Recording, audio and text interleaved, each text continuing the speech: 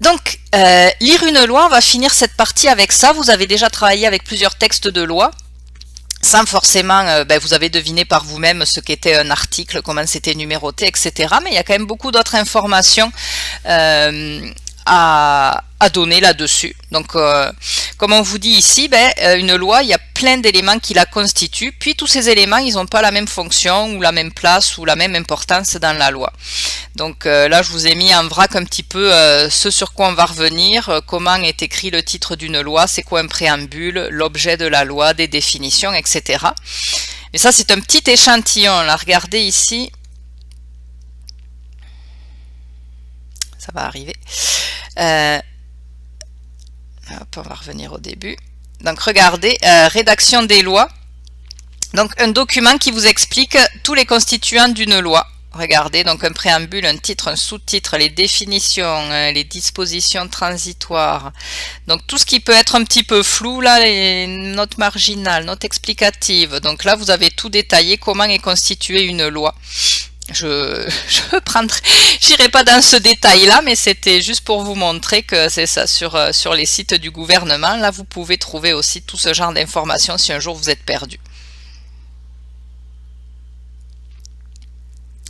Donc, le titre d'une loi. Donc le titre, tout simplement, il va renseigner sur le contenu de la loi, bien évidemment, et il sert aussi à l'identifier parce que, vous voyez, c'est codé avec une lettre et un chiffre. Je vais vous expliquer tout ça. Donc on va cliquer sur celle-ci. Donc ici, on a la loi sur l'aménagement durable du territoire forestier. Encore une fois, au moins ça nous dit assez clairement de quoi on va traiter dans cette loi. Et vous voyez que cette loi, c'est le chapitre, parce qu'en fait, toutes les lois sont comme consignées ensemble les unes à la suite des autres. Donc là, A18.1, donc c'est considéré comme un chapitre de tout l'ensemble des lois. C'est pas très clair, mais ça va s'éclaircir, j'espère. Donc en fait, la lettre, quand vous avez un code comme ça, c'est tout simplement le premier mot important de la loi. Donc on ne compte pas loi, bien évidemment, parce que sinon toutes les lois commenceraient par L, pratiquement. Mais donc là, le premier mot important, c'est aménagement. Donc elle est codée A. Et 18.1, c'est parce que dans l'ordre alphabétique de toutes les lois qui commencent par A, elle est venue se glisser entre celle qui est, parce qu'une loi, encore une fois, les lois, il y en a des nouvelles qui se créent au fur et à mesure. Donc quand celle-là a été créée, dans l'ordre alphabétique, il fallait l'insérer entre la A18 et la A19. Donc on l'a appelée A18.1. J'espère que c'est à peu près clair, on va y revenir plusieurs fois. Donc c'est ça, j'avais juste ça à dire pour le titre. Donc, quand on parle de loi 101, c'est un abus de langage. Vous avez sûrement tous déjà entendu parler de la loi 101. Donc, en fait, ça c'était le numéro quand elle était à l'état de projet de loi. Donc on l'a vu là sur le site de l'Assemblée nationale, au moment où elle avait été discutée, dans la liste, c'était le projet de loi numéro 101. Et c'est resté, on a gardé, et on a gardé ça en fait. Alors que son vrai titre, c'est Charte de la langue française, et elle est codée C11, parce que le premier mot important, c'est charte. Et encore une fois, dans la liste alphabétique, c'est la 11e loi qui commence par un C. Donc son vrai nom, c'est Charte de la langue française C11, mais je pense que dans l'imaginaire collectif et dans le langage courant, elle restera loi 101. Le préambule. Donc le préambule, je ne sais pas s'il y en a tout le temps, mais en tout cas je vous ai trouvé un exemple dans lequel il y en a un. Le préambule, il fait vraiment partie intégrante de la loi et il va énoncer les principes généraux, tout simplement. J'essaie de cliquer sur mon lien. Donc on est toujours dans la loi sur l'aménagement durable du territoire forestier. Et là donc, on a un préambule. Donc le préambule, c'est tout ceci. C'est une liste de considérants en fait. Donc, considérant que les forêts occupent un immense territoire et qu'elles constituent un bien collectif inestimable pour les générations actuelles, considérant que les forêts ont contribué à bâtir l'identité québécoise, etc., etc. Donc, c'est un peu une justification de pourquoi on a fait cette loi, tout simplement. Donc, considérant tout ceci, le Parlement du Québec décrète ce qui suit, et ce qui suit, ben, c'est la loi en elle-même. Donc, ça nous fait une mise en contexte, en fait. Le préambule, c'est vraiment une mise en contexte de pourquoi cette loi est importante. Ben, elle est importante parce que les forêts, c'est culturellement important, parce que c'est un territoire immense au Québec, parce que, etc., etc. Donc, c'est vraiment pour mettre en avant l'importance de ce qui va suivre, en fait, tout simplement. Donc ça, il n'y en a pas forcément dans toutes les lois, des considérants, donc un préambule, mais encore une fois, parfois il y en a un. Objet de la loi, ben là c'est un petit peu pareil. Donc en fait, c'est vraiment l'effet que veut produire le législateur, et c'est vraiment, ça résume encore une fois la pensée centrale de tout ça, le thème de la loi. Une nouvelle loi différente. C61.1, loi sur la conservation et la mise en valeur de la faune. Encore une fois, le premier mot important est, bam, ici, conservation, donc c'est un C. C61.1, parce que dans la liste alphabétique de toutes les lois qui commencent par un C, elle est venue s'insérer entre la 61 et la 62. Donc, objet de la loi, c'est le premier chapitre ici, dans dispositions préliminaires. La présente loi a pour objet la conservation de la faune et de son habitat, leur mise en valeur dans une perspective de développement durable, etc., etc. Donc là aussi, c'est un petit peu comme le préambule. C'est pour expliquer pourquoi on a créé cette loi, quel est son objet, quel est son but ultime et final. Donc ça peut aider un juge, par exemple, à juger une cause dans ce domaine en se rappelant de pourquoi cette loi a été faite. C'est quoi l'objectif vraiment final. Donc tout ça, ça fait partie intégrante de la loi. Autre partie très importante quand on veut lire une loi comme il faut, la section des définitions. Parce que souvent, dans la loi, il y a des mots qui vont être utilisés avec un sens particulier qui peut s'éloigner du sens qu'on utilise dans la vie de tous les jours. Donc c'est super important d'être sûr de savoir de quoi on parle. Donc on vous dit que les définitions, elles sont à éviter autant que possible, dans le sens où c'est mieux d'essayer de ne pas utiliser un mot dans la loi dans un sens différent de celui de la vie de tous les jours. Encore une fois, ça peut faire des confusions. Mais par contre, quand on n'a pas le choix, ben c'est ça. Il faut vraiment que ce soit clairement reconnu qu'à chaque fois qu'on va utiliser ce mot-là dans le texte, il va être utilisé au sens de la définition du début. Donc ça, c'est super important. Et vous avez déjà vu ça dans vos exercices. CE1, SST, on vous a cherché des trucs dans les définitions au début. Je pense que dans les lois de protection aussi, enfin, il y a plusieurs petits exercices de mémoire où vous deviez aller chercher le mot, ce qu'il voulait dire vraiment dans les lois qu'on vous faisait lire. Donc là, je vais illustrer ça encore une fois avec des exemples plus concrets. On revient sur notre loi de conservation et mise en valeur de la faune. Vous avez des mots définis aussi banals entre guillemets que animal, chassé ou nuit. Mais encore une fois, c'est très important. Regardez, un animal au sens de cette loi, quand on utilise le mot animal dans le texte, ça fait référence aux mammifères, oiseaux, amphibiens ou reptiles, pas aux poissons. Poisson, regardez, il est mis à part dans les définitions. Donc, si on parle d'animal dans la loi, ça n'inclut pas les poissons. Ça n'inclut pas les insectes non plus. Nuit, j'aime beaucoup nuit. Nuit, on sait ce que ça veut dire nuit quand on parle entre nous. Mais regardez, dans la loi, la nuit, c'est très précis. C'est la période de temps entre une demi-heure après le coucher du soleil et une demi-heure avant son lever. Donc quand on vous dit qu'il y a des activités que vous avez le droit de faire ou pas la nuit, ben, ça va être important de prendre cette précision en compte. Chasser, on sait ce que ça veut dire chasser quand on parle entre nous, mais encore une fois, regardez au sens de la loi, chasser, ça peut être pourchasser un animal, le poursuivre, le harceler, le traquer, le mutiler, l'appeler, le suivre, être à son affût, le localiser ou tenter de faire tout ça, tout en étant en possession d'une arme, etc. Donc c'est pas juste tuer un animal. Si vous avez une arme sur vous et que juste vous êtes en train d'être à l'affût ou d'essayer de localiser un animal, vous êtes considéré comme étant en train de chasser. Donc là encore, ce sont des précisions très très importantes à avoir dès le début de la lecture de la loi. Donc voilà, c'était pour illustrer ça encore une fois. Les définitions sont toujours au début et sont toujours très importantes. Chapitre et section, ben ça va faciliter le repérage des informations et bien évidemment ça regroupe les articles qui ont un thème commun ensemble. Puis on vous dit que ça peut avoir comme une valeur de numéro de page, c'est-à-dire encore une fois ça revient au point 1, ça sert à se repérer. Parce qu'encore une fois, toutes les lois sont écrites les unes après les autres et vous avez vu, il n'y a pas de numéro de page. Donc quand on veut chercher tel article ou tel truc, ben, au lieu de dire ah oui ben, ça doit être page 25, ben, ah ben oui ça va être dans le chapitre qui concerne tel et tel point. Donc on va aller cliquer sur un autre texte de loi qui est le code de déontologie des technologues professionnels. Et donc ben vous voyez, hein, c'est ça, chapitre 1, donc définition, c'est pas très gros, il y a juste client. Chapitre 2, les devoirs et les obligations envers le public. Chapitre 3, envers le client et la profession, chapitre qui va être divisé en plusieurs sections. On commence par parler de compétences, intégrité et objectivité. Indépendance et désintéressement pour la seconde section.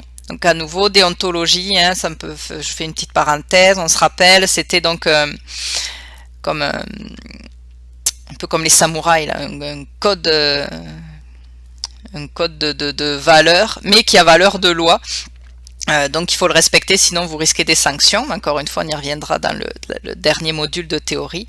Disponibilité et diligence, donc tout ça c'est des qualités que l'on attend d'un technologue professionnel. Donc vous voyez, c'est bien rangé par chapitre, par section, encore une fois. Responsabilité. Bon, là on est toujours dans les sections du même chapitre, j'aurais voulu trouver un autre chapitre. Beaucoup de sections dans ce chapitre-là. Ah ben, ça s'arrête là. Donc c'est juste un chapitre qui est divisé en beaucoup de sections différentes. Donc encore une fois, mais vous voyez, ça regroupait des thématiques communes pour s'y retrouver un petit peu plus facilement, tout simplement. Et ça, je pense que vous l'aviez compris par vous-même en lisant les lois dans lesquelles vous avez déjà fouillé, que c'était bien rangé comme ça. Là, j'ai pas d'exemple, mais parce que souvent c'est dispersé dans les articles eux-mêmes. Articles aussi, hein, j'y reviens pas, c'est les numéros que vous avez avant chaque article. Mais ça, c'est des choses assez évidentes. Donc encore une fois, dans chaque article, souvent, on va vous préciser quand et où s'applique cet article, parce que parfois ça ne s'applique pas en tout temps ou en tout lieu. Donc une loi, encore une fois, ce n'est pas universel, ce n'est pas permanent, on l'a dit, ça bouge, etc. Et donc c'est pas toujours la totalité des citoyens qui doivent respecter tel ou tel article ou telle partie de la loi. Donc encore une fois, il n'y a pas forcément de section application dans chaque loi, mais dans chaque article, on va vous préciser le territoire sur lequel cet article s'applique. On va vous préciser le moment de début et de fin, parce que parfois, c'est ça, ça va être limité dans le temps de l'application. Donc, on va vous dire tel article s'appliquera de telle date à telle date. Et encore une fois, ça va préciser les personnes qui doivent respecter ou celles qui sont exemptées de respecter justement tel ou tel article. Là, en plus, j'ai pas d'exemple, donc c'est un peu flou, mais j'espère que vous aurez compris quand même le principe de base, que toutes les parties d'une loi ne s'appliquent pas forcément partout et en tout temps. Je pense que ça résume. Un peu dans le même ordre d'idées, on a ce qu'on appelle des dispositions transitoires, parce que donc quand une nouvelle loi est créée, souvent c'est parce qu'elle va modifier une ancienne, donc il va peut-être falloir un petit délai avant que les gens puissent s'ajuster. Puis là je voulais dire autre chose mais j'ai oublié, c'est pas grave. Donc c'est ça, c'est ou une loi, c'est ça. Donc là je parlais d'une nouvelle loi qui est créée, qui peut-être a modifié d'anciennes, mais des articles d'une même loi peuvent évoluer au fil du temps aussi, et ça peut changer l'ancienne version. Donc, disposition transitoire, c'est une partie où va être expliqué, c'est ça, comment on veut faire appliquer de façon différée la loi qui arrive. Est-ce qu'il y a des effets rétroactifs? Donc, est-ce que tel article qu'on a décidé aujourd'hui, est-ce que ça s'applique sur les années qui sont passées? On peut mettre là des dispositions incitatrices, c'est-à-dire que quand on va demander à des gens de changer leurs habitudes, leur façon de travailler, selon le contexte de travail, c'est ça, ça peut être plus ou moins compliqué à mettre en place la nouvelle façon de faire, et ça peut prendre plus ou moins de temps. Et au lieu d'y aller par punition, si vous respectez pas la loi, ben, vous allez être puni, etc. On peut rajouter en plus des dispositions qui vont inciter les gens parce qu'ils vont avoir, ils vont gagner des petits avantages, on va dire, à transiter à la nouvelle version de la loi plus rapidement. J'espère que c'est à peu près clair. Discuter de tout ça, je sais que je me répète, mais discuter de tout ça toute seule devant mon ordinateur sans voir vos réactions de qui comprend quoi, là c'est vraiment compliqué. Donc en fait, c'est tout simplement des particularités diverses et variées dans la mise en œuvre concrète de la loi. Donc là, j'ai quand même des petits exemples dans celle-là, il me semble. Donc on revient encore et toujours sur notre loi de conservation et mise en valeur de la faune. En général, les dispositions transitoires, c'est plutôt vers la fin, mais sinon, magie d'Internet.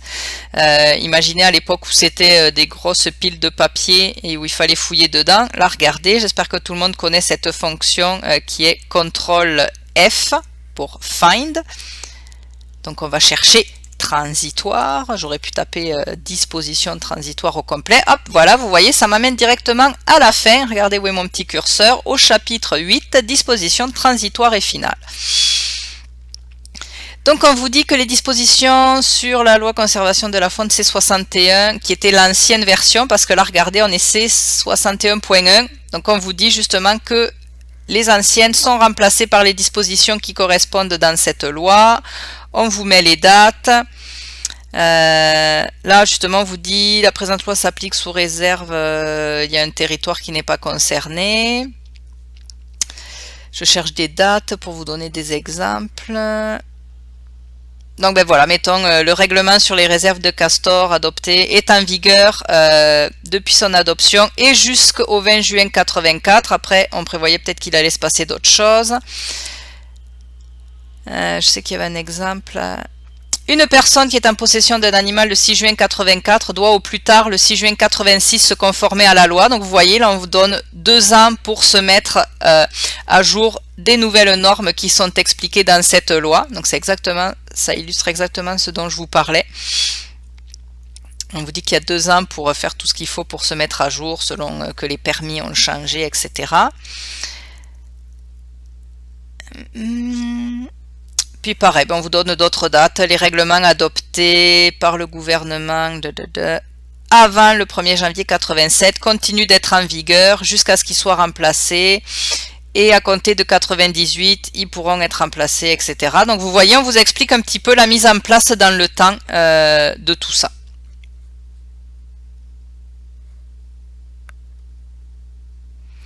Note explicative. Donc ça, c'est une partie un peu différente. Vous voyez le point 2, on vous dit que ça ne fait pas partie de la loi. Donc ça ne fait pas partie intégrante du texte de loi. Mais par contre, ça peut donner des explications sur son application. Et même si un juge n'est pas tenu de les lire quand il va juger, encore une fois, une cause, un délit, quelque chose qui s'est passé en infraction avec la loi en question, il n'est pas obligé d'en tenir compte parce que ça ne fait pas partie intégrante de la loi. Mais c'est sûr qu'encore une fois, ça peut aider à avoir la vision qu'on voulait transmettre derrière cette loi, qu'est-ce qu'on voulait protéger en particulier en faisant cette loi, donc ça peut aider à prendre des décisions. Donc là c'est une loi qui n'a pas rapport avec Milnat, mais c'est pour vous montrer.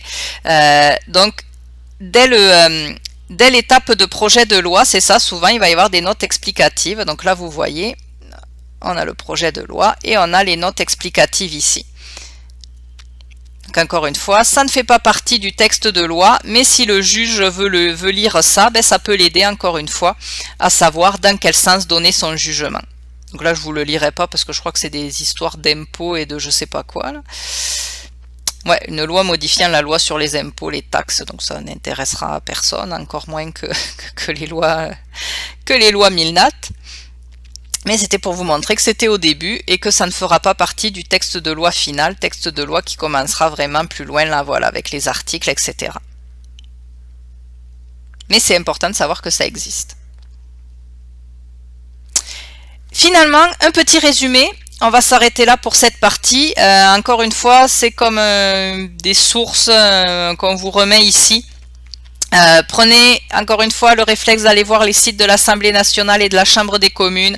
Vous y trouverez les projets de loi en cours, donc vous avez encore à ce stade-là votre avis à donner. Gazette officielle du Québec, donc ça c'est tout le portail Publication Québec, Légis Québec, là où vous trouvez les textes de loi dans lesquels on vous a fait fouiller. La SOQIJ, ça c'est de l'information juridique sur la jurisprudence québécoise. Donc là c'est un site où vous pouvez aller rechercher tous les jugements de tous les tribunaux du Québec depuis je ne sais plus combien d'années. Donc c'est là-dessus qu'on a trouvé par exemple tous les cas d'accident du travail là, sur lesquels on vous a fait travailler, où il fallait que vous jugiez si pour vous ça allait être reconnu comme accident du travail ou pas. C'est tous des cas qu'on a trouvé là-dessus. Puis nous on vous avait fait des résumés, mais ils étaient vraiment plus détaillés sur le site. Et l'équivalent fédéral canadien, mais c'est CanLII. Donc là, vous avez pareil, tous les jugements de tous les domaines rendus par les tribunaux depuis des années et des années. Et Éducaloi, là je ne l'ai pas mis cliquable, je ne prendrai pas le temps d'aller cliquer. Oups, là-dessus, non, attendez, on va arrêter là pour cette partie-là. Vous irez cliquer ou chercher ça sur Google vous-même, ou peut-être que je serai amené plus loin à vous amener dessus. Mais Éducaloi, c'est vraiment super bien fait. Donc c'est vraiment de la vulgarisation sur tout ce qui est, ça le dit là, c'est pour s'éduquer à tout ce qui est loi, règlement, législation. Il y a même une partie jeunesse. Donc si vraiment ça vous tente pas, puis que c'est trop compliqué pour vous, vous avez une partie pour les jeunes encore plus vulgarisée. Mais c'est vraiment un site de référence super pertinent, super intéressant quand on veut commencer à se renseigner sur comment marche notre pays, etc. Donc on s'arrête là pour cette petite partie. Je pense que c'est déjà assez et on va continuer après avec les règlements.